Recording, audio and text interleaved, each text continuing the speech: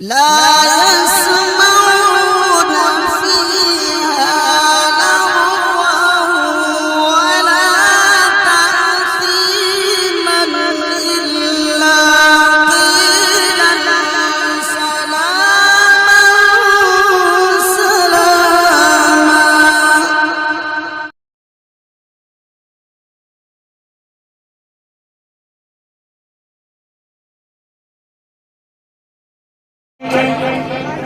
سوالات اور جوابات پر مشتمل ایک دلچسپ مکالمہ پیش کرنے کے لیے میں دعوت استعداد دیتا ہوں محمد کامل صلی اللہ علیہ وسلم متعلم درجہ حفظ اور محمد شعیب صلی اللہ علیہ وسلم متعلم درجہ حفظ کہ دونوں حضرات تشریف لائیں اور اپنا مکالمہ پیش کریں.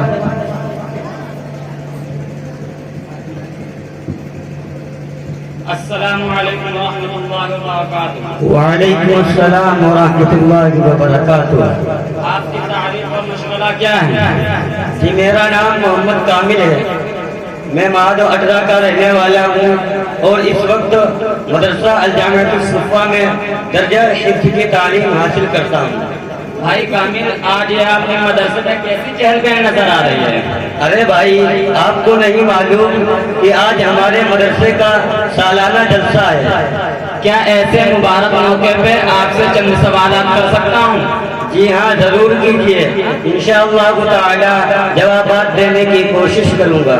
اچھا تو بتلائیے، کسی شخص کے انتقال کے بعد دوسرے 10ویں یا 40ویں دن گھر پر اجتماعی طور سے قرآن خوانی کرانا یا کلمہ خوانی کرانا اور اس کے بعد چائے پلانا یا کھانا کھلانا کیسا ہے، اور بامجبوری طلباء کو اس میں شریک ہونا کیسا ہے؟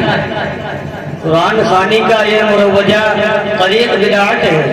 بغیر تعین رسم رواج کے ایصال ثواب جائز ہے، لیکن اس کے عوض اس وقت کچھ کھلانا مکروہ ہے اور طلباء دین کو ایسی قرآن خوانی میں بھیجنا درست نہیں. مقتدائے قوم کو ناچ گانے والی براتوں میں دعوت کھانا کیسا ہے؟ ارے بھائی، رہبران قوم کو تو ایسی دعوتوں سے بچنا بہت ضروری ہے.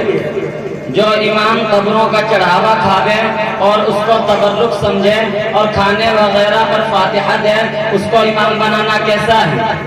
ایسا شخص فاسق ہے، اس کو امام رکھنا مکروہ تحریمی ہے. آہستہ والی نماز میں اگر الحمدللہ رب العالمین تیز آواز سے پڑھ دیا تو سجدہ سہو واجب ہوگا یا نہیں؟ اگر آہستہ آواز والی نماز میں زور سے اور زور سے آواز والی نماز میں آہستہ سے صرف اتنا ہی پڑھ دیا تو سجدہ سہو لازم نہیں ہے. البتہ اگر 3 چھوٹی آیتوں کے بقدر پڑھ دیا تو سجدہ سہو واجب ہوگا.